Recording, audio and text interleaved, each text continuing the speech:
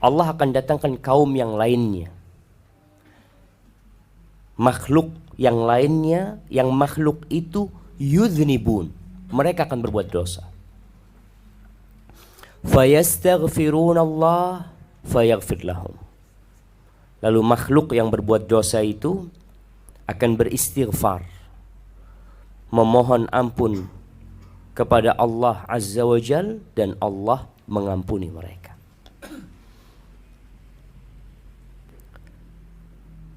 Jadi kalau melihat penghuni surga itu bukan orang yang bersih dari dosa. Bahkan kalau kita lihat di surah Ali Imran ayat 135,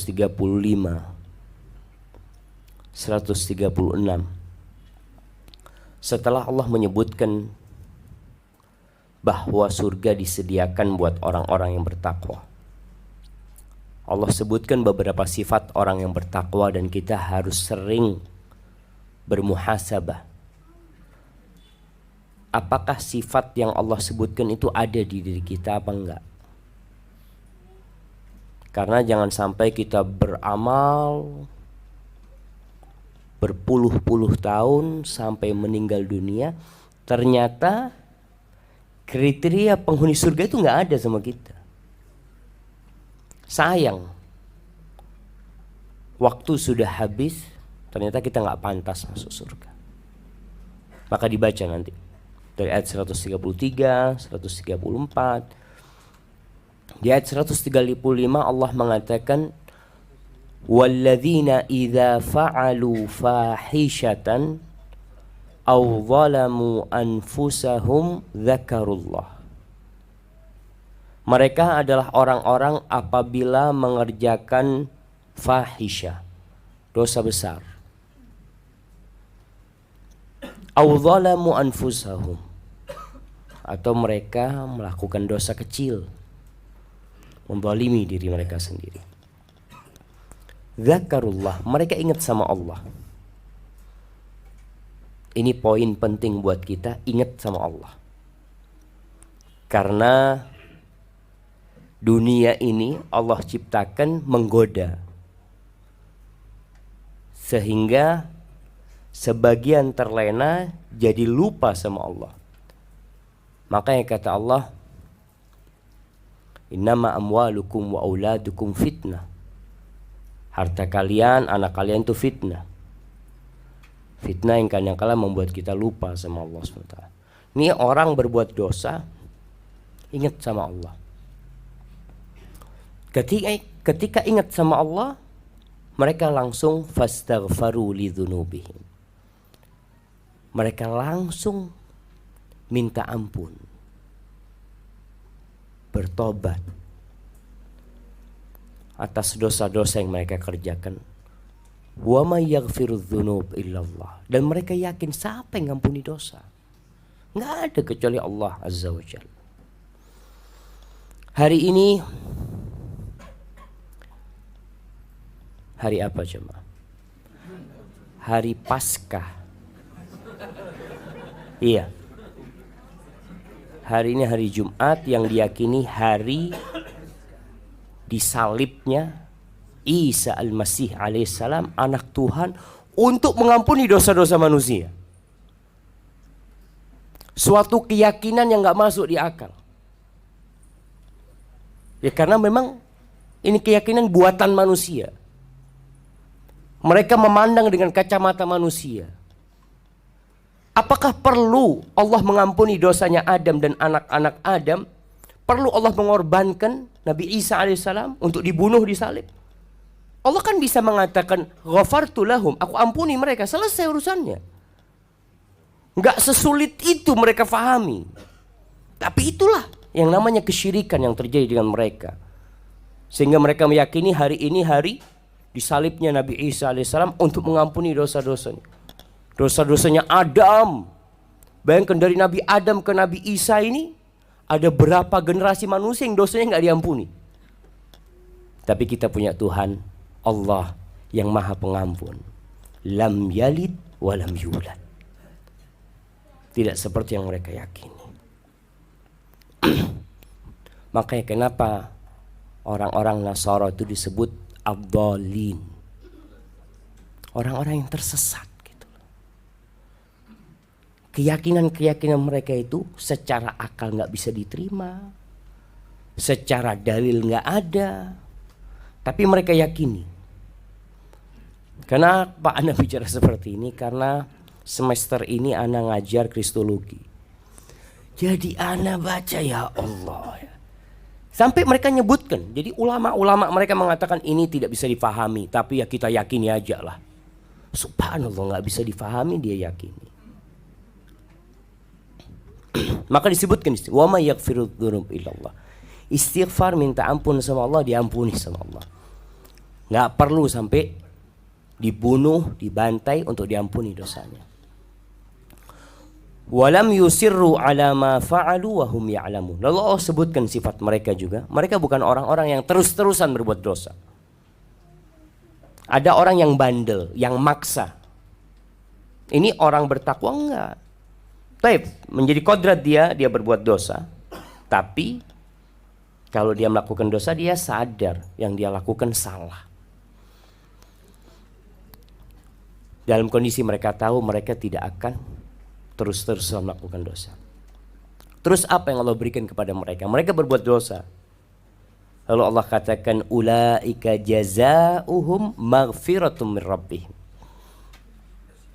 Ini berbuat dosa masuk surga.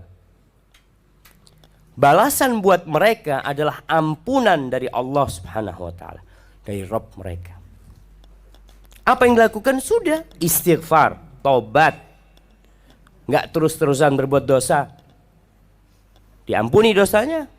Lalu kata Allah, wa jannatun tajri min tahtihal anhar khalidina fiha wa ni'ma ajrul amilin. Buat mereka surga kekal selama-lamanya di sana. Dan itulah sebaik-baiknya balasan untuk orang yang beramal. Di dunia, sebaik apapun yang kita kerjakan kepada bos kita, dia tidak akan bisa memberikan kepada kita kekekalan dan keabadian.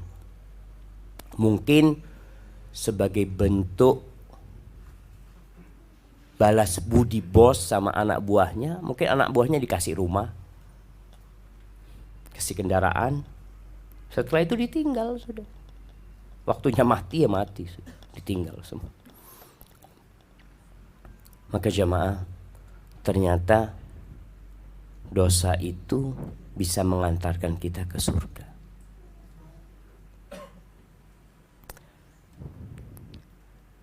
Dalam hadis riwayat Muslim, Allah berfirman, hadis apa namanya?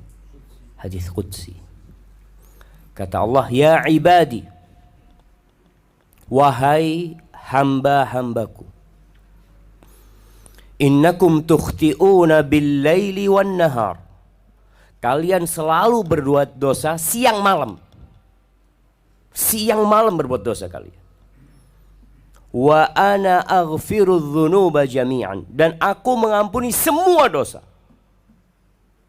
Jadi kalau bicara mengampuni, orang bertobat, minta ampun sama Allah, semua dosa diampuni. Mau dosa syirik pun, kalau orang itu bertobat, Allah ampuni. Tapi kalau mati dan dalam kondisi melakukan kesyirikan, nggak ada harapan untuk diampuni. Lalu apa kata Allah? Fastaghfiruni aghfir lakum. Kalian beristighfarlah. Kalian minta ampunlah kepada aku, pasti aku ampuni. Ahibati fillah. Di antara nama Allah itu Al-Hakim. Allah itu penuh hikmah. Semua yang Allah kerjakan itu pasti ada hikmahnya. Sebagian bertanya, apa hikmahnya manusia berbuat dosa? Apa hikmahnya Allah kok kasih kita syahwat sih? Kenapa? Kan Allah bisa jaga kita sehingga kita nggak berbuat dosa. Seperti malaikat-malaikat. Maka ketahuilah, Allah menciptakan kita itu memang untuk diuji.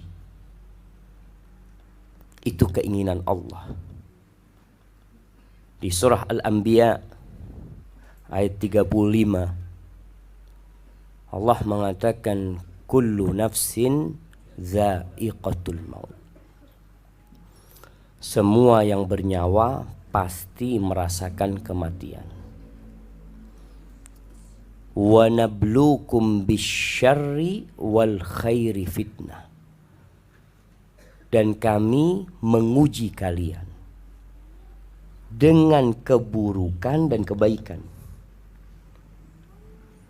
Wa ilaina turja'un. Dan kalian pasti akan dikembalikan kepada kami. Apa maksudnya kami menguji kalian dengan keburukan dan kebaikan?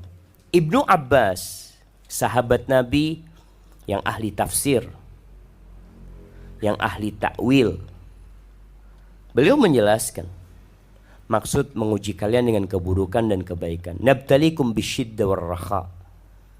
Kami menguji kalian dengan kesulitan dan kelapangan. Ada kasih kemudian, itu ujian. Wassihhati wassaqam. Kami menguji kalian dengan kesehatan. Kesehatan itu ujian. Penyakit itu ujian. Sebagian berpikir kalau sakit ngomongnya apa? Sedang diuji, Ustaz. Kalau sehat, jarang yang ngomong sedang diuji. Usaha anak nggak ada, hampir nggak ada yang mengatakan sedang diuji. Padahal dia sedang diuji, sama aja. Wal ghina wal faqr. Kekayaan dan kefakiran, itu ujian. Jadi antum kaya, antum lihat dompet isinya banyak, antum sedang diuji. Antum lihat dompet isinya sedikit, baru ujian kata dia. Sama, itu sedang diuji. Wal halali wal haram. Diuji dengan yang halal dan dengan yang haram. Masih ingat ucapan orang-orang yang tersesat di jalan kebenaran? Ustaz, sekarang itu cari yang haram susah, Ustaz. Apalagi yang halal, kata dia. Itu ucapan orang-orang yang tersesat. Karena sejatinya dari dulu yang haram itu susah. Yang halal itu mudah. Mudah sekali yang halal. Cuma orang maunya banyak, bukan mau halal. Ada ambisi sehingga dia mau yang banyak. Ini yang kadangkala lupa dengan hukum-hukum Allah. Jadi ketika kita dihadapkan dengan pekerjaan, sebagian orang mengatakan, Ustadz ya apa Ustadz ya, kerjaan anak ini haram Ustadz ya. Tapi kan rezeki sudah ditentukan Ustadz. Iya betul. Tapi engkau disuruh milih. Nih halal, nih haram. Haram sebulan gajinya 10 juta. Halal gajinya tidak menentu. Nggak menentu. Nggak menentu gimana? Iya Ustaz, soalnya anak ngojek Ustaz. Bisa jadi dapat banyak, bisa jadi dapat sedikit. Dia pilih mana? Pilih yang banyak. Kata dia pasti ini Ustaz. Yang ini belum tentu pasti, subhanallah. Berarti kan manusia tetap dikasih pilihan sama Allah. Tapi engkau memilih yang haram. Itulah ujian tadi. Ada pekerjaan yang halal, ada pekerjaan yang haram. Ada makanan yang halal, ada makanan yang haram. Ada perempuan yang halal, ada perempuan yang haram buat engkau. Watta'ati wal ma'siyah. Manusia juga diuji dengan ketaatan dan kemaksiatan. Itu ujian. Sholat itu ujian. Perempuan yang lewat di depan rumah kita pun ujian buat kita. Nah, karena kita masih punya masalah besar yang kayaknya nggak akan pernah selesai. Rumput tetangga lebih hijau dari rumput sendiri. Itu ujian. Dikasih yang halal di rumahnya, melihat kepada yang haram. Masya Allah. Wal huda wad dhalalah. Petunjuk dan kesesatan. Jadi kalau sekarang kita buka internet, isinya ada yang petunjuk, Tapi isinya juga ada yang kesesatan. Ada yang mengajak kepada homoseksual, LGBT. Ada yang mengajak kepada Allah Subhanahu wa taala. Semuanya ada. Jadi jangan dipikir anak kepingin dibersihkan semua. Enggak bisa. Karena antum berada di tempat ujian. Lalu kata Ibnu Abbas, adapun firman Allah wa ilaina turja'un, dan kepada kami kalian akan dibalikin, yaqul wa ilaina yuraddun, kepada kami semua akan dikembalikan. Fayujazuna bi'amalihim. Mereka akan mendapatkan balasan dengan amalan yang mereka lakukan, dengan sebab apa yang mereka kerjaan. Hasaniha wa sayyi'ah, yang baik dan yang buruk. Ahibati fillah, ana ingin berbincang tentang masalah kenapa manusia berbuat dosa ini lebih dalam lagi, supaya tidak terjadi salah faham. Di antara kita masih ada yang mengatakan kalau ditegur, kamu kok berbuat dosa, ittaqillah, kan sudah kodratnya berbuat dosa. Ada yang mengatakan itu, meremehkan perbuatan dosa. Padahal dosa ini mengantarkan ke neraka sebenarnya. Tapi ada dosa, Masya Allah, yang orangnya bisa masuk surga. Ibnul Qayyim rahimahullahu ta'ala telah membahas masalah ini dengan pembahasan yang panjang sekali.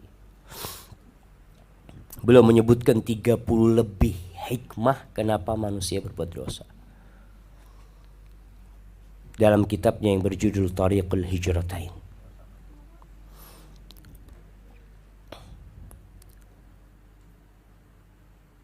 Beliau mengatakan masyhadul hikmah, pembahasan tentang hikmah. Kenapa manusia berbuat dosa? Seorang hamba dituntut untuk menyaksikan hikmah dengan matanya dan memahaminya dengan hatinya. Kenapa dia itu kok akhirnya nggak dijaga sama Allah? Ana merasakan, mungkin semua juga merasakan, ada saat-saat kita itu terjaga dari dosa. Masya Allah, kita bisa baca Quran, ya, kita bisa zikir, tapi satu saat tahu-tahu terjebak dalam dosa gitu. Dan dalam waktu yang lama kita terjebak di sana. Nanti balik lagi kita kepada Allah Azza wa Jalla. Ada waktu-waktu seperti itu. Allah berikan jalannya untuk berbuat dosa.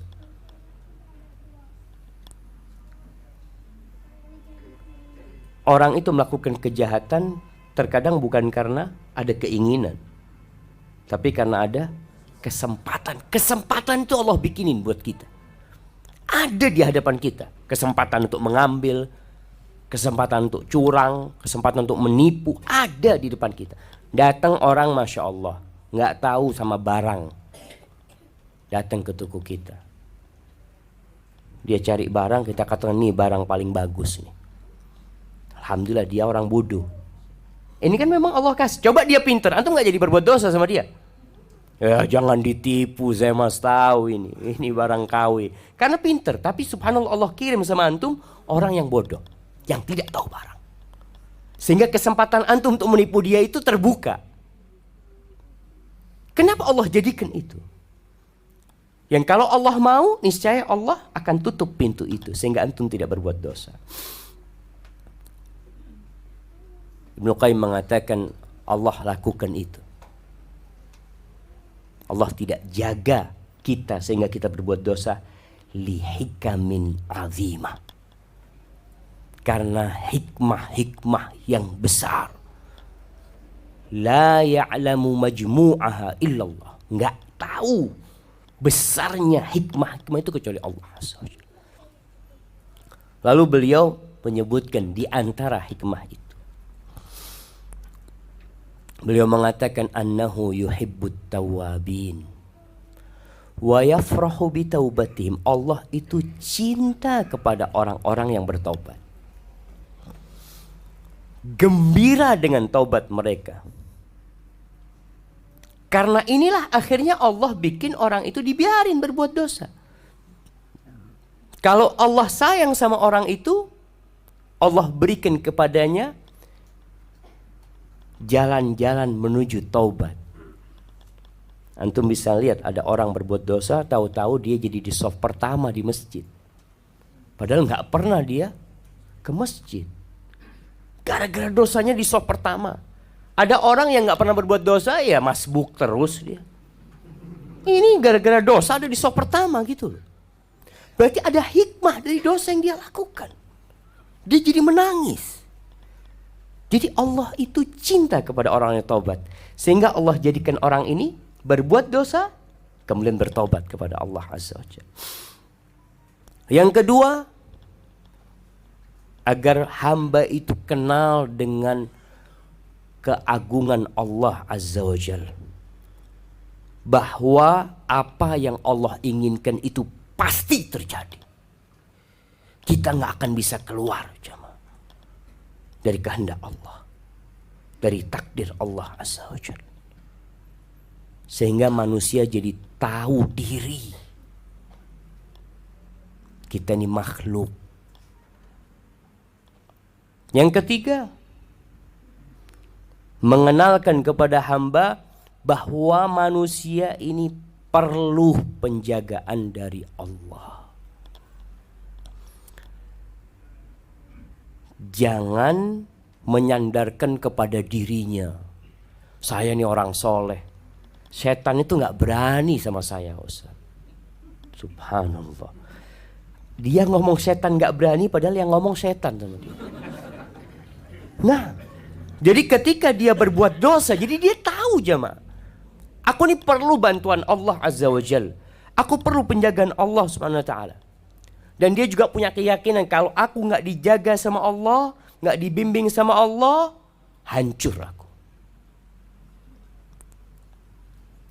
Ini yang menyebabkan akhirnya Allah bikin kita berbuat dosa. Agar antum tahu, antum itu perlu sama Allah.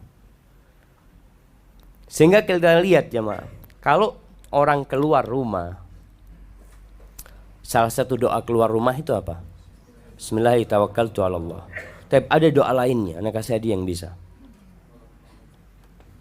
Nah, Allahumma inni a'udzubika an adilla au udalla au azila au uzala au azlima au uzlama au ajlima alaiha gitu terakhirnya. oh ada terakhirnya gitu. Jadi kalau doa sampai terakhir gitu. Barakallahu fikum. Jadi kadang-kala kan kalau baca hadis ila akhirih. Jadi kalau baca doa boleh gitu ya. Allahumma inni a'udzubika an adilla wa udalla ila akhirih, ya Allah, sampai akhir. Nah, jadi yang ketiga itu mengenalkan hamba kalau dia perlu sama Allah Subhanahu wa taala. Perlu penjagaan Allah Subhanahu wa taala. Rumah kita perlu kita jaga. Kadang-kala kita pasang satpam, pasang gembok. Kenapa kita lakukan itu? Karena kita tahu kita perlu itu. Ada bahaya yang bisa masuk ke rumah kita. Sehingga ketika orang melakukan dosa, dia jadi tahu gitu. Kita tuh perlu penjagaan Allah Subhanahu wa taala. Sehingga hikmah yang keempat mendorong hamba untuk minta tolong sama Allah.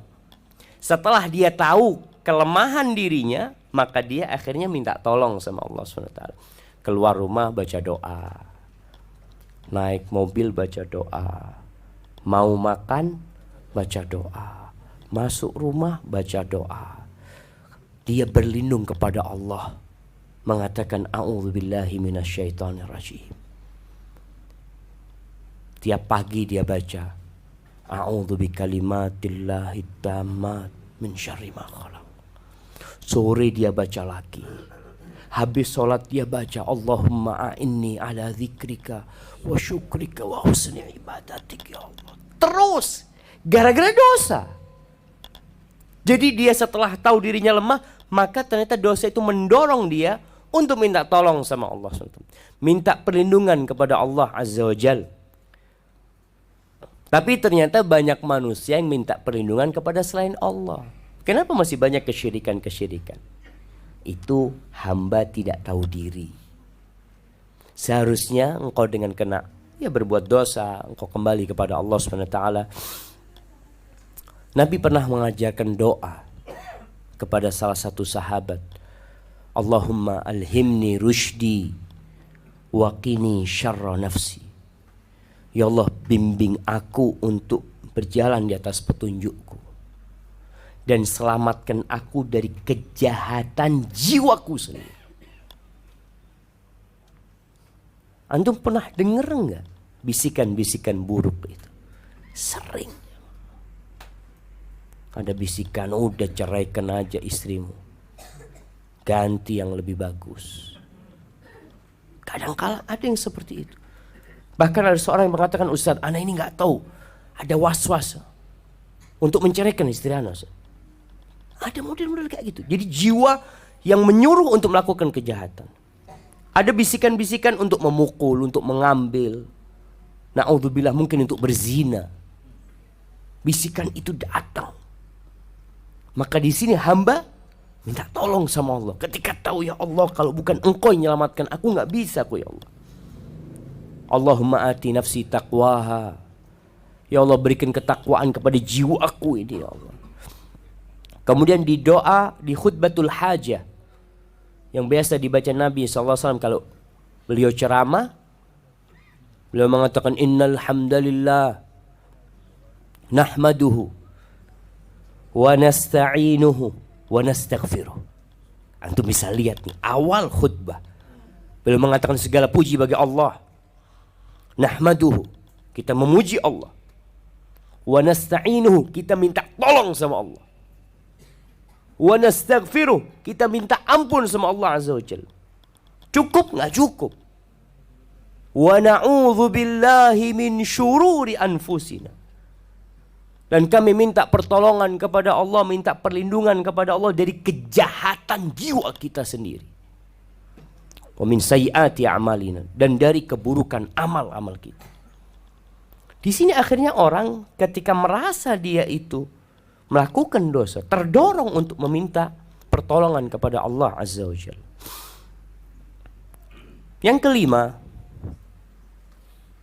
hikmah dari manusia berbuat dosa, Allah berkeinginan dari hambanya agar menyempurnakan makom kehinaan dia. Agar manusia ini jadi makom tertinggi kita, jemaah, ketika kita tahu kita ini hamba. Antum dikasih tahu, antum budak.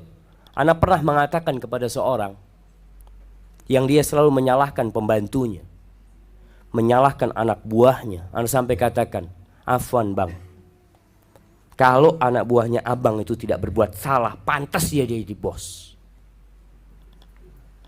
Dia jadi bos sudah kalau dia nggak berbuat salah. Ya karena itulah dia yang harus diluruskan gitu loh. Makomnya dia itu memang makomnya anak buah. Sehingga bos ketika melihat anak buahnya melakukan kesalahan, semakin tahu dia anak bos itu anak buah. Yang jadi masalah kalau bos nggak tahu diri. Kamu itu salah terus, kata dia. Gimana kalau anak buahnya ngomong sama bosnya, bos kalau saya nggak berbuat salah, bos yang jadi anak buah saya, kata dia. Saya ini anak buah, kalau salah tolong diluruskan, diperbaikin. Jadi makom ketika manusia berbuat salah, itu Allah ingin menyempurnakan makom dia sebagai hamba dan makom Allah sebagai Rob, sehingga manusia semakin hina di hadapan Allah SWT. Ibnu Qayyim mengatakan, fa innahu mata syahida salahahu wa istiqamatahu. Manusia ini biasanya kalau ngelihat dia orang yang soleh, ngelihat dia orang yang istiqamah, apa yang akan terjadi? Sombong. Engkau akan jadi sombong. Syamiha bi anfi, hidungnya jadi ngelihatnya ke atas sudah. Annahu dia orang yang gini, dia ada orang-orang kadang-kala jemaah kita melihat sudah berbuat dosa tapi masih sombong. Gimana kalau dia nggak berbuat dosa? Hanya saja dia merasa nggak berbuat dosa. Saya ini alhamdulillah Pak Ustadz ya, kalau nyumbang ya sudah banyak lah. Haji nggak tiap tahun saya, Ustadz. Tapi saya memberangkatkan haji orang tiap tahun 20 orang, Ustadz. Oh, itu plus Ustaz hajinya, Masya Allah. Tapi ketika orang ini terjebak dalam dosa, dia jadi tahu diri. Ada keyakinan kalau aku ini hamba yang penuh dengan kehinaan. Maka di sini Allah bikin kita berbuat dosa supaya antum itu tadi menyempurnakan makom antum yang paling rendah, yaitu antum hamba Allah Subhanahu wa taala. Kemudian yang keenam, kata Ibnul Qayyim, ta'rifuhu bihaqiqati nafsi. Ini uraian dari yang kelima, mengenalkan dia dengan hakikat jiwa dia, bahwa dia adalah orang yang khata'ah, banyak berlaku dosa, al-jahila, yang bodoh, wa anna kullama fiha min ilmin au amalin au khair. Dia supaya tahu bahwasanya ilmu yang ada pada dirimu, amal yang kau lakukan, kebaikan yang kau kerjakan dari Allah. Man nabihi alaih la min nafsi. Allah yang kasih kepadamu, bukan engkau yang kasih sama Allah. Supaya enggak merasa berbuat baik kepada Allah Azza wa Jalla. Allah yang kasih kepadamu sehingga engkau bisa melakukan kebaikan itu. Engkau bisa selamat dari dosa, subhanallah. Itu karena Allah yang menyelamatkan dirimu. Sehingga manusia jadi tahu diri. Yang ketujuh, mengenalkan hamba kebesaran Allah, kemuliaan Allah, kemurahan Allah. Allah tutupi dosamu. Kalau Allah berkehendak, kita nih sekarang kumpul di sini, kalau Allah berkehendak, Allah buka dosa kita satu persatu. Gimana kiranya kalau ada layar yang menampakkan dari pojok sana satu orang, nih fulan berbuat dosa, lihat tuh. Yang kedua fulan. Gimana kita akan hidupnya? Antum jadi tahu diri, ya Allah ya. Engkau tutupin dosa-dosa hamba ya Allah. Kalau Allah buka, nggak nyaman hidup ini jemaah. Suami istri akan ribut terus. Tetangga sama tetangganya ribut terus.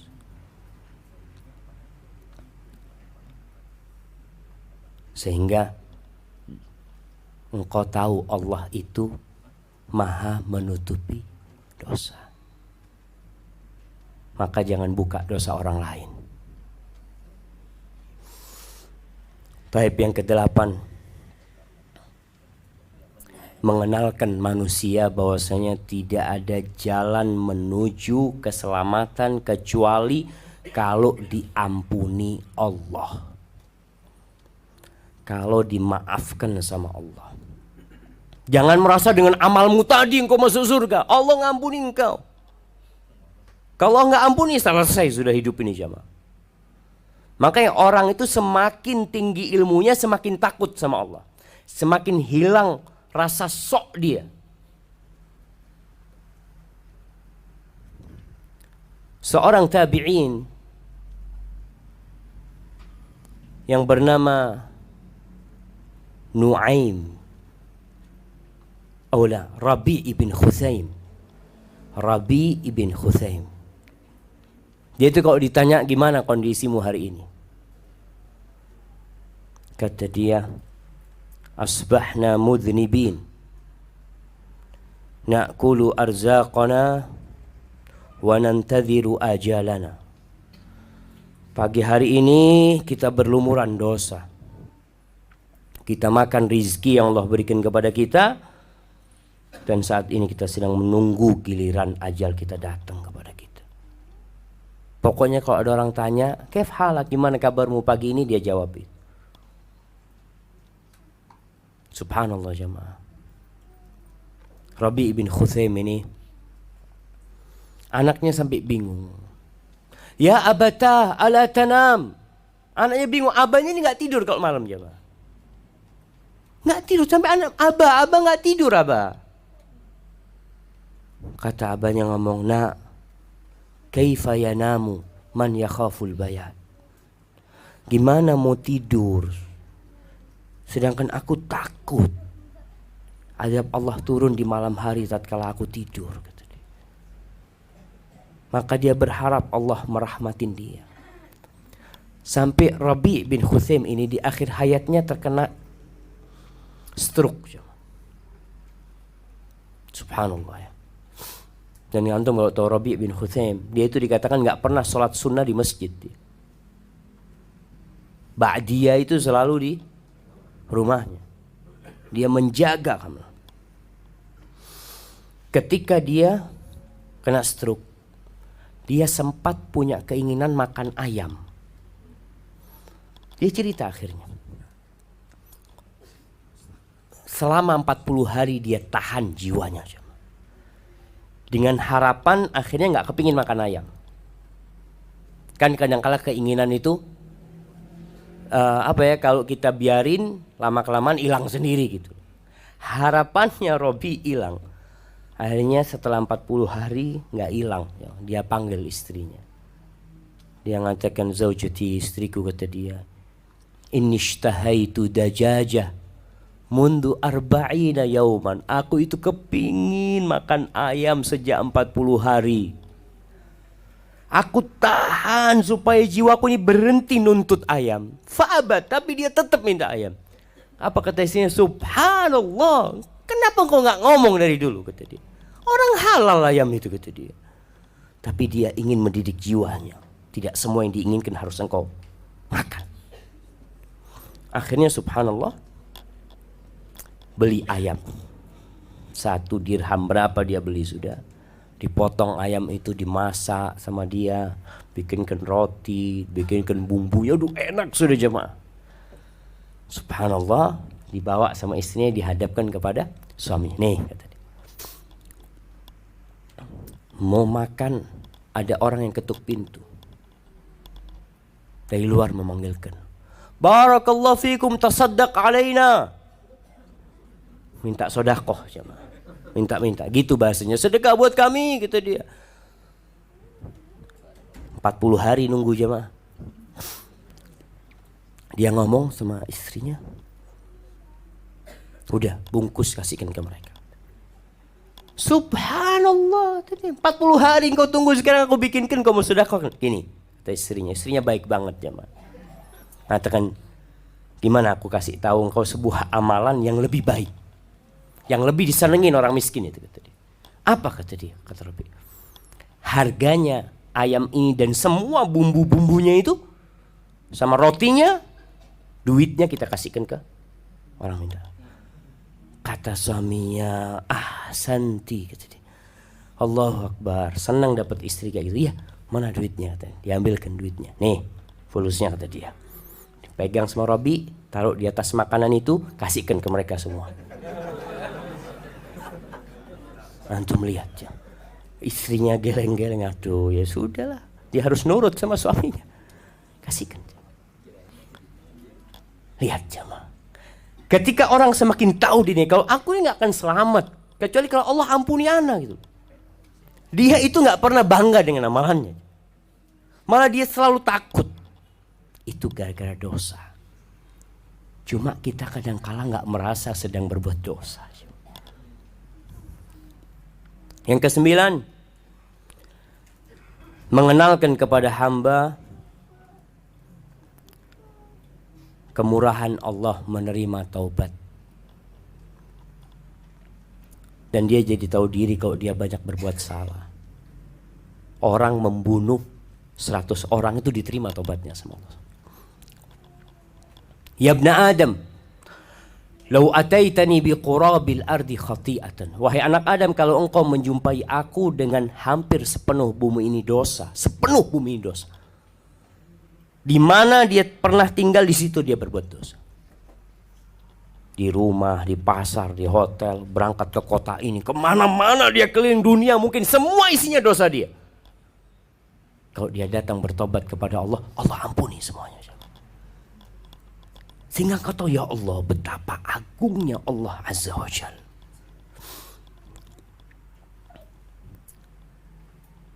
Yang ke-10,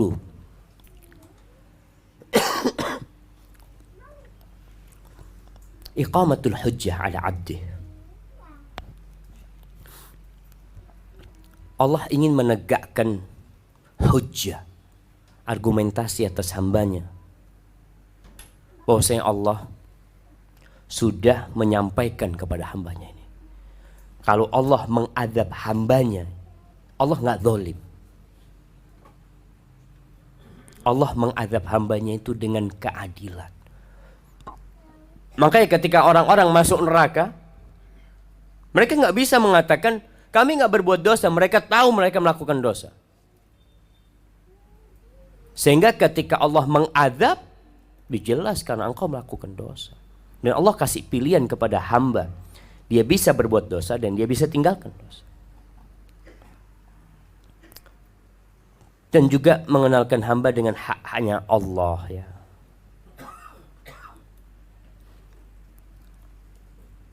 Yang ke-11, ini pelajaran ke-11, pelajaran yang dalam banget. Ibnu Qayyim mengatakan ayu amila ibadahu fi isaatihim ilaihi wa zallatihim ma'ahu bima yuhibbu ayu amilahu Allah bih. Pelajaran bagaimana kita bergaul sama orang. Gara-gara kita berbuat dosa sama Allah, jadi antum tahu diri gimana cara bergaul sama orang. Kalau ada orang menyakitin antum, kalau ada orang berbuat salah sama antum, apa yang antum lakukan sama orang itu? Sebagian di antara kita sok suci, nggak pernah mau memaafkan orang lain. Seakan-akan nggak pernah berbuat salah dia. Tapi dengan dia berbuat salah, paling nggak engkau belajar. Engkau sekarang kalau berbuat dosa, apa yang kau inginkan dari Allah Subhanahu Wa Taala? Ingin diampuni kan? Ingin ditutupi dosamu kan? Sehingga dengan kita berbuat dosa jadi tahu cara bergaul sama orang. Ada orang-orang dekat kita, teman baik kita melakukan kesalahan, subhanallah jemaah. Ini sampai ada seorang ya Allah yang dia mengatakan, Ustadz, ana ini bersahabat bertahun-tahun Ustadz. Kemudian ana merasa ana melakukan kesalahan Ustadz. Teman ana ini Ustadz nggak mau lagi bergaul sama ana Ustadz. Sahabat puluhan tahun Ustadz. Ana berusaha minta maaf. Ana kirim orang minta maaf. Ditutup pintu maaf. Padahal sahabat. Makanya dengan dia berbuat dosa, paling enggak engkau tahu gimana cara bergaul sama orang. Engkau aja berbuat dosa terus-terusan, Allah ampuni. Kalau engkau ingin dimaafkan sama Allah, maafkan saudara-saudara. Jadi subhanallah. Ada pelajaran besar agar kita tidak menyimpan dendam dan dengki sama saudara kita. Antum lihat, kadangkala antum punya orang-orang yang antum sampai saat ini tidak memaafkan. Oh, terlalu besar kesalahan dia Ustaz. Subhanallah, sebesar apapun kesalahan antum sama Allah, antum berharap diampuni sama Allah. Antum merengek, minta ya Allah supaya diampuni. Yang ke-12, an yuqima ma'adhir al-khalaiq wa tattasi' rahmatuhu lahum. Dia ketika melihat orang berbuat dosa, dia ada uzur buat manusia ketika melakukan kesalahan. Dia akan mengatakan ya kan dia manusia biasa. Sehingga dia melakukan dosa, dia bisa mengukur orang lain seperti mengukur dia.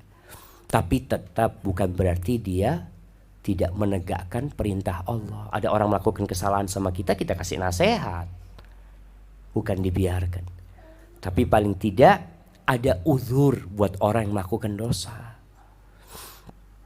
Sehingga ketika kita menegur mereka itu, menegurnya dengan rahmat ya Pak. Kita marah sama mereka, marah kita itu karena kasih sayang sama mereka, kesian sama mereka. Yang ke-13, ayyakhlaq salat at-ta'a wal ihsan min qalbi. Dosa itu bisa mencabut kekuasaan perbuatan baik yang kita lakukan. Kesombongan perbuatan baik. Jadi perbuatan baik itu kadang-kala membuat hati kita jadi keras. Gara-gara kita melihat diri kita lebih dari orang lain. Maka dengan kita melakukan dosa akhirnya jadi berubah, jadi kelembutan, jadi kasih sayang. Karena antum melakukan dosa. Yang ke-14, kata Ibnu Qayyim, melepaskan pakaian ujub dengan amalannya. Orang kalau terus taat itu jamaah, takut nanti kelewatan batas. Nggak pernah berbuat dosa ya. Anak ini alhamdulillah Ustaz, 20 tahun nggak pernah berbuat dosa Ustaz. Masya Allah. Tapi ketika dia berbuat dosa, jadi nggak ujub jamaah. Makanya kebanyakan orang itu ujub karena merasa tidak berbuat dosa. Ibnu Qayyim menukil sebuah riwayat, "Lau lam tudhnibu la khiftu alaikum ma huwa ashaddu minhu." Kalau kalian nggak berbuat dosa, aku takut yang lebih parah dari perbuatan dosa itu, ujub. Yang ujub ini bisa membatalkan amal soleh antum. Jadi ujub ini dosa yang tidak seperti dosa. Dosanya itu karena dia punya ketaatan. Dia Masya Allah, alhamdulillah Pak Ustadz, saya ini sejak umur 21 tahun puasa Daud Pak Ustadz. Alhamdulillah hatam Quran 3 hari sekali Ustadz. Lihat, Masya Allah gitu kan. Coba antum yang melakukan itu, bisa jadi timbul ujub dia Pak.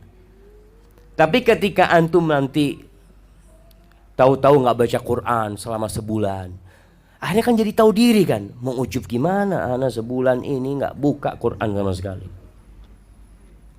Sholat sunnah, kalau antum terus sholat sunnah tidak pernah ketinggalan. Makanya tetap kalau kita lihat ulama-ulama itu, dia sholat sunnah tapi pernah sekali kelewatan. Sehingga ketika dia nggak sholat sunnah itu jadi takut ya. Sampai Tawus kalau nggak salah, atau selain Tawus, ketika dia pernah makan sampai kenyang, apa yang terjadi sama dia? Dia ya Allah. Artinya dia nggak pernah makan sampai kenyang. Tapi hari itu dia makan sampai kenyang. Lalu dia sadar. Dia mengatakan keledai itu kalau dikasih makan banyak suruh kerja banyak. Berarti kayaknya malam ini aku harus kerja banyak. Dia sholat malam nggak tidur malam itu. Ketika dia merasa melakukan kesalahan. Jadi dengan adanya dosa terlepas selendang atau pakaian ujub itu dari diri kita. Sehingga tadi dosa bisa mengantarkan ke surga. Karena antum selamat dari ujub. Yang ke-15, ayyuriyahu min libasil idlal. Melepas dari dia juga pakaian kebanggaan, berbangga diri. Idlal itu selain bangga biasanya ngungkit kebaikan. Jadi ada orang ujub nggak pernah cerita, dia ujub di dirinya sendiri, nggak ada yang tahu. Ujub ini nggak ada lawannya, karena lawannya diri dia sendiri. Kalau sombong kan lawannya orang lain, artinya dia merasa lebih dari orang lain. Tapi kalau ujub ini merasa besar sendiri, merasa sudah baik. Kalau al-idlal ini dia bisa jadi mengungkit-ungkit kebaikan dia dengan menceritakannya. Maka tolong dijaga. Sebagian orang itu ada yang menceritakan dosa, ada yang menceritakan kebaikan. Menceritakan dosa juga nggak boleh. Nggak boleh untuk saya dulu Pak Ustadz ya, aduh nakal banget Pak Ustadz. Dosa ini semuanya sudah Pak Ustadz. Ada apa antum cerita? Bangga dengan dosa? Bukan Pak Ustadz. Kalau antum mengatakan anak dulu banyak dosa Ustadz, doakan mudah-mudahan diampuni sama. Artinya nggak perlu cerita detail tentang dosa yang antum kerjakan. Sehingga yang ke-15 ini kata Ibnu Qayyim, wilbisu libasadzul. Maka akhirnya dia jadi kembali, dia pakai pakaian kehinaan, selalu merasa hina. Gara-gara dosa dia merasa hina. Yang ke-16, mengeluarkan dari hati dia itu penghambaan kepada Allah dengan rasa takut. Artinya rasa takut ini termasuk ibadah hati kita. Kita pernah bahas pada pertemuan yang sebelumnya bagaimana menangis karena Allah Subhanahu wa taala. Karena apa? Karena dosa. Jadi takut sama Allah. Subhanallah ya. Ya kembali, makomnya manusia beda-beda. Semakin tinggi ilmunya, semakin takut sama Allah Subhanahu wa taala. Tadi kita sebutkan, ada orang meninggalkan sholat sunnah nangis. Ya Allah, hari ini aku gak sholat sunnah. Sampai ada seorang ayah, subhanallah jamaah. Ini seorang syekh cerita, ada ayah ini tua ya. Tidak pernah adzan kecuali dia sudah dari masjid. Suatu hari dia nganter anaknya untuk melamar seorang wanita. Habis asar, akhirnya sebelum maghrib udah selesai. Pas adzan, abahnya ngomong, nak berhenti di masjid sini. Oh susah bah, di depan ada masjid lagi. Akhirnya ngikutin anaknya. Masuk masjid, sudah bubar sholatnya. Ayahnya itu marah sama gara-gara kau nak. Abah kehilangan sholat jamaah. Sebagian kita kehilangan jamaah, nggak ada masalah. Bertahun-tahun nggak sholat jamaah, nggak pernah merasa ada yang hilang dari dia. Maka di sini ketika orang bertambah ilmunya semakin takut dia jemaah. Sehingga ya Allah, mungkin dia bisa menangis kehilangan sholat jamaah di masjid. Sampai sebagian di antara mereka mengatakan, ini di antara tabi'in ya, atau tabi'ut tabi'in, dia masuk masjid, sholat isya sudah bubar jemaah. Lalu dia mengatakan, la fadlu hadhihi shalah ahabbu ilayya min wiladatil Iraq. Keutamaan sholat isya ini lebih aku cintai daripada menjadi gubernur Irak, kata dia. Bayangkan orang sekarang berebut jabatan, berebut kepemimpinan. Dia keutamaan sholat isya lebih utama buat dia daripada jadi gubernur Irak. Kenapa? Ada rasa takut. Sehingga dengan tadi, dengan kehilangan salah satu amalan, dia terbebaskan dari kesombongan, bahkan dia yang ada takut kepada Allah sehingga dia bisa menangis karena rasa takut itu dan menyesal. Kemudian yang ke-17,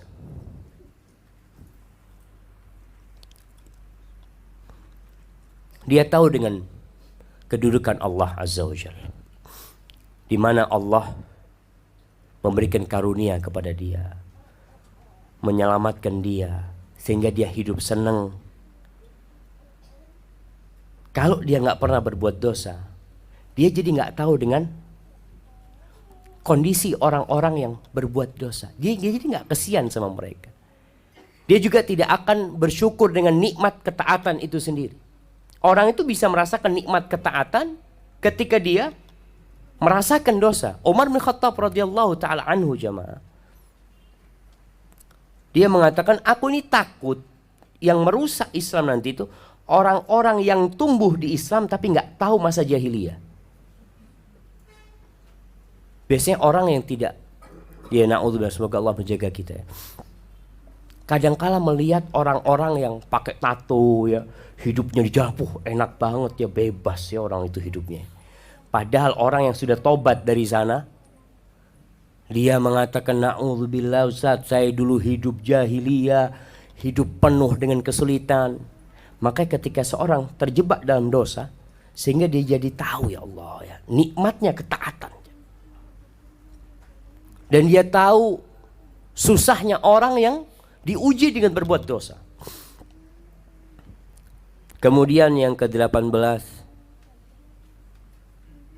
mengeluarkan dari hati manusia cinta dan syukur kepada Allah. Dia berterima kasih kepada Allah. Dia senantiasa mengatakan, Allahumma lakal hamdu kulluh, ya Allah, alhamdulillah ya Allah, ana bisa kembali kepadamu ya Allah. Ana bisa taat lagi, ana bisa sholat lagi, ana bisa puasa lagi. Ini tentunya tidak akan dirasakan kecuali orang yang bertobat. Ada orang yang mengatakan, Ustadz, saya 20 tahun gak pernah puasa Ustadz. Alhamdulillah, alhamdulillah, dia muji Allah. Tahun ini saya puasa Ustadz. Ada orang yang berkata, ya Allah, alhamdulillah Pak Ustadz, saya baru pertama dalam hidup saya puasa Ramadan full. Jadi dia bisa bersyukur. Itu nikmat dia rasakan. Kemudian yang ke-18, 19. Nah, yang ke-19. Ketika dia menyaksikan kesalahan dia, kezaliman dia, maka dia akan mensyukuri nikmat Allah yang sedikit. Kita ini kadang-kala kan merasa kurang terus ya. Ada sebagian kita yang Ustadz katanya orang yang bertakwa itu dikasih rizki dari arah yang tidak disangka-sangka. Saya ini sudah bertakwa Ustadz kok belum datang juga rizkinya Ustadz. Coba dia menyaksikan dosa-dosa dia. Sehingga ketika dia bisa berdiri dari tempat tidurnya, dia mengatakan Alhamdulillah. Hanya bisa berdiri dia merasakan itu nikmat. Karena dia tahu anak gak pantas mendapatkan nikmat yang banyak. Anak ini banyak dosa. Jadi kalau orang berpikir itu jamaah, itu aja jamaah. Dia merasakan ketika dia melakukan dosa, kemudian dia dapat rezeki umpamanya. Subhanallah dia dapat rezeki 2 juta. Ya Allah gak pantas anak dapat ini ya Allah. Antum kalau ngelihat ada orang-orang yang soleh yang tak tahu-tahu sakit, stroke. Antum dikasih sehat. Antum jadi ya Allah. Berpikir seharusnya anak yang kena stroke. Anak lebih banyak dosanya. Di sini dengan dosa itu akhirnya ketika orang ia menyaksikan dia melakukan dosa, dia tidak akan meremehkan nikmat yang Allah berikan. Kemudian yang ke-20,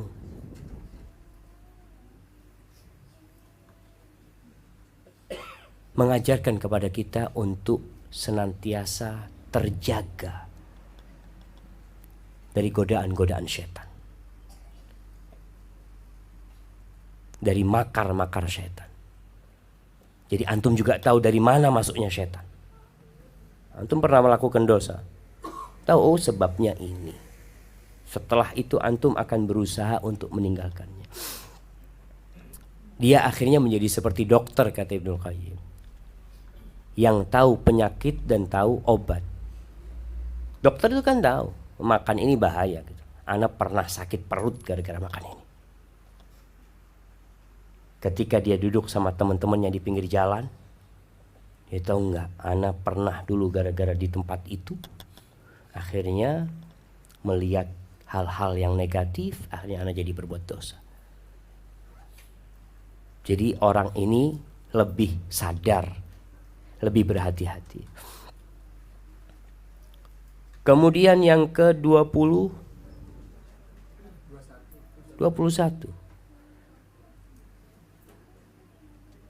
Nah, sebagaimana dia lihat Allah menutupi dosa-dosanya, dia akhirnya suka menutupi dosa orang lain.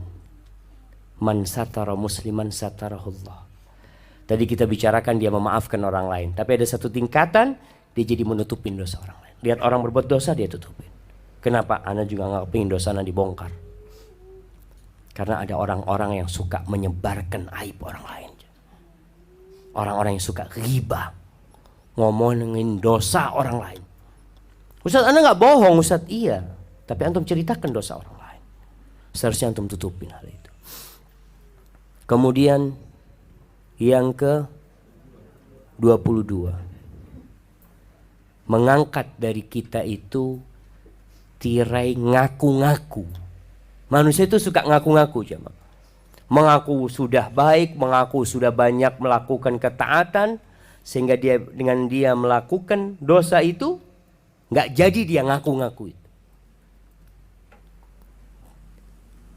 Kemudian dikatakan oleh Ibnu Qayyim, wala tariq aqrab minal ubudiyah, nggak ada jalan menuju kepada pengabdian kepada Allah kecuali dengan merasa butuh sama Allah Azza wa Jalla dan tidak ngaku jadi orang baik.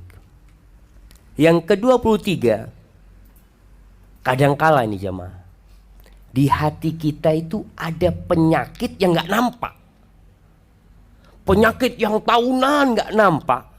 Akhirnya Allah bikin kita terjebak dalam dosa yang bisa kita ukur dengan mata kita. Anak berbuat dosa sekarang, padahal sebenarnya ada penyakit lain di dalam hati dia. Dengan dia melakukan dosa ini, kata Ibnu Qayyim rahimahullah ta'ala, akhirnya dia bertobat dari semua dosa. Dari semua dosa. Jadi kadang-kala orang itu ke dokter, dia sakitnya pilek. Subhanallah. Diperiksa sama dokter, engkau itu bukan pilek sebenarnya. Engkau ada masalah di paru-paru. Awalnya kan dia nggak tahu, tapi gara-gara dikasih pilek akhirnya ketahuan penyakit yang lainnya. Jadi kadang-kadang dia berbuat dosa yang kelihatan sebenarnya untuk mengobatin dosa lain yang selama ini dia nggak sadar dia melakukan dosa. Berarti dosa itu kasih sayang Allah sama kita.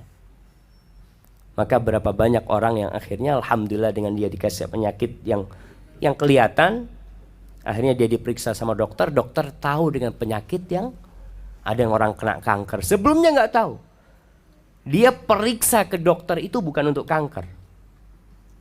Dokter cuma minta coba cek darah atau cek ini.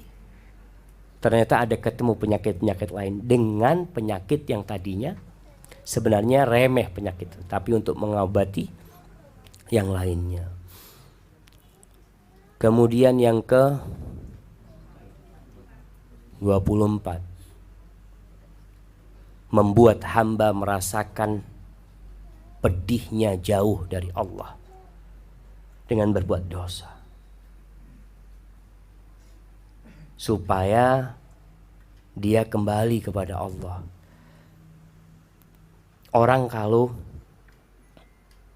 haus di siang hari yang panas, kemudian dikasih minum, Allah nikmatnya itu minum. Jadi dibuat hamba ini merasakan haus itu. Dengan dia berbuat dosa, dia akhirnya susah berzikir, dia nggak lagi, terus terang semuanya insya Allah merasakan. Ada masa-masa anak itu merasa, ya Allah nikmatnya ibadah itu. Sholat bisa khusyuk, baca Quran bisa meneteskan air mata. Ada orang yang berangkat umroh berulang kali, tapi nggak pernah dia merasakan bisa nikmat di Raudhah. Biasa-biasa aja kok Ustaz. Tapi ada orang yang gara-gara dosa Raudhah itu jadi tempat nikmat buat dia. Padahal dia sudah puluhan kali ke Raudhah, dia nggak merasakan nikmat itu. Tapi gara-gara sebuah dosa dia jadi merasakan nikmat itu. Ya Allah, ternyata nikmatnya dekat sama Allah Subhanahu Wa Taala ya. Tapi ya manusia, kadang-kala perasaan itu hilang lagi ya. Sebagian di antara kita merasakan masa-masa awal hijrah. Waduh, itu Masya Allah nikmatnya. Tapi kok kayaknya biasa-biasa aja sekarang. Maka kadang-kala kita perlu kembali kepada Allah Azza wa Jalla. Nah, yang ke-25, untuk menguji hamba. Apakah engkau pantas menjadi waliullah atau tidak? Karena waliullah kalau berbuat dosa, dicabut nikmat ibadah dari dia, nikmat dekat sama Allah, akhirnya dia merasa risih dengan diri dia sendiri, merasa asing, sedangkan dia berada di hadapan teman-temannya. Kalau dia waliullah, dia akan kembali kepada Allah. Tapi kalau enggak, lepas sudah jemaah, dia akan jauh. Sehingga dosa itu pun untuk menguji mana yang benar-benar waliullah, mana yang pura-pura waliullah. Berapa banyak orang ketika diuji dengan dosa akhirnya semakin jauh. Tapi ada orang-orang yang berbuat dosa, ketika dia berbuat dosa akhirnya dia kembali kepada Allah Azza wa Jalla. Taib. Yang terakhir, sebenarnya masih banyak jemaah. Anak akan sebutkan yang terakhir yang berkaitan dengan tema kita hari ini. Yang keberapa itu? 26. Membuat manusia lupa memandang ketaatan dia. Akhirnya dia sibuk melihat dosa dia. Jadi dia tidak menghitung pahala sekarang. Kan ada orang yang suka melihat anak berapa kali haji, berapa kali umroh, berapa kali, gara-gara berbuat dosa, dia lupa dengan amalan-amalan dia, jadi ingat sama dosanya. Maka di sini Ibnu Qayyim mengatakan tentang ucapan sebagian salaf, innal abda la ya'malul khati'ata fayadkhul bihal jannah. Ada hamba yang berbuat dosa kemudian masuk surga dengan dosa itu. Wa ya'malul hasana fayadkhul bihan nar. Dan ada yang berbuat kebaikan, dia masuk neraka dengan kebaikan itu. masuk neraka dengan kebaikan. Apa penyebabnya? Di sini beliau mengatakan, qalu kaif, gimana kok bisa terjadi seperti itu? Ya'malul khati'ah, dia berbuat dosa. Fala tazalu nusba ainai, dosa itu akhirnya menghantui dia. Dosa itu ada di kedua matanya. Ketika ingat sama dosa itu langsung dia nyesel, langsung dia istighfar, dia minta ampun sama Allah Subhanahu wa taala. Dia terus berusaha meminta kepada Allah Ar-Rahman, Ar-Rahim, Al-Malik, Al-Quddus, Al-Ghafur, terus ya ma. Jadi gara-gara dosa, dia punya dosa. Na'udzubillah. Pernah ada seorang wanita yang tanya, Ustaz, ana punya suami Ustaz, pernah selingkuh Ustaz. Berzina dia Ustaz. Apakah ana harus gugat cerai? Ana katakan, lihat, kalau dia bertobat bisa jadi lebih baik dia sekarang daripada dulu. Kalau dia bertobat. Karena setiap kali dia ingat sama dosanya, dia akan beristighfar. Terus nggak berhenti, dia takut dengan dosa itu.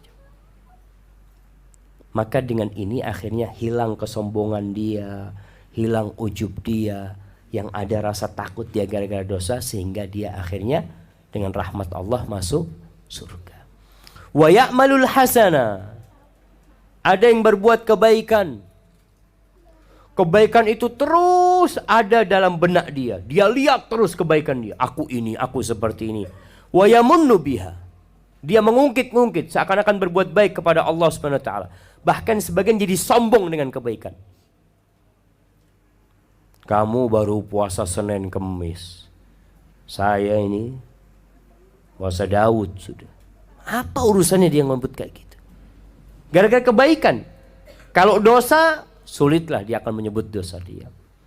Hatta yadkhulan nar, kata Ibnu Qayyim, akhirnya dengan kebaikan yang dia ungkit-ungkit, yang dia ingat-ingat selalu, yang dia sebut-sebut, yang mungkin dia tidak menyebut kepada orang, tapi dia sebut di diri dia.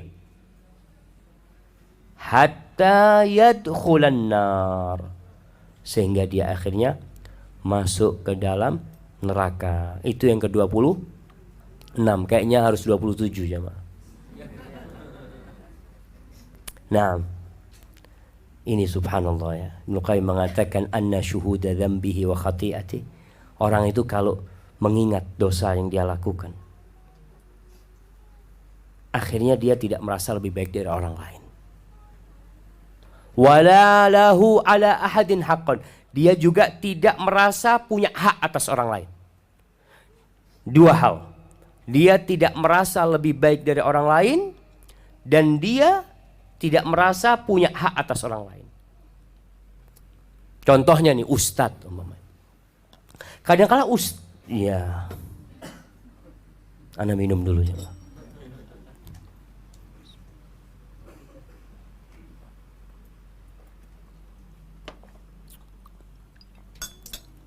Jangan ustadz lah, takut ada yang tersinggung nanti ustadznya. Manusia, muslim lah. Muslim, mau ustadz, mau bukan ustadz. Ketika dia tahu dia melakukan dosa, dan dia merasa tidak lebih baik dari orang muslim yang beriman kepada Allah dan hari akhir. Sehingga ketika ada orang yang mungkin kurang ajar sama dia, yang menyakitin dia gak akan marah. Memang ana gak pantas untuk dihormatin. Dia cuma gak tahu dosa ana. Kalau tahu dosa ana lebih parah lagi, dia akan menghinakan ana. Sehingga tidak merasa ingin orang itu mengagungkan dia, menghormatin dia. Ketika ada orang berbuat salah sama dia, dia tahu, ya memang ana gak pantas. Yang seperti ini karena dia tahu ana ini sama Allah Azza wa Jal, yang berbuat baik sama ana, yang terus melakukan, memberikan nikmat-nikmat kepada ana. Kadang-kala ana tidak taat sama Allah. Jadi kalau antum berbuat baik sama orang lain, mamanya bantu orang lain, kadang-kala kan kita ingin dia balas budi. Kemudian dia tidak balas budi sama kita ngomong gak perlu balas budi, ana memang bukan orang baik sebenarnya, ana ini banyak berbuat dosa. Maka dengan cara seperti itu, ya kita akan bisa bergaul sama orang lebih baik lagi. kita akan lebih tahu diri, tidak gila jabatan, tidak gila penghormatan, karena sejatinya kita manusia yang tidak pantas untuk dihormatin dan dihargain karena dosa-dosa kita.